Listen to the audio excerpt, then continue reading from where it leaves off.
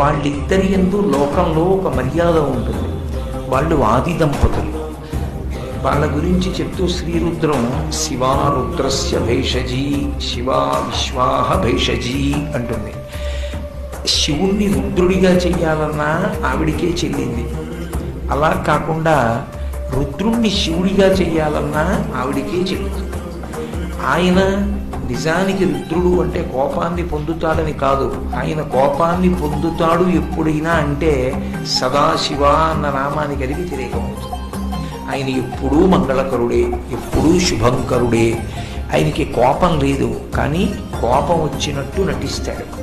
కోపం వచ్చినట్టు నటించేటట్టుగా చెయ్యగలిగినది ఎవరు? అమ్మవారే. ఎందుకు అలా నటింప చేయడం ఆయన చేత? ఆయనకి కోపం వచ్చినట్టుగా ప్రవర్తించేటట్టు ఎందుకు చేస్తుందంటే లోకాలకన్నిటికీ కూడా ఆమె ఒక పాఠం చెప్పాలి అని ఎప్పుడు అనుకుంటుందో అప్పుడు శివుణ్ణి రుద్రుణ్ణి చేస్తుంది.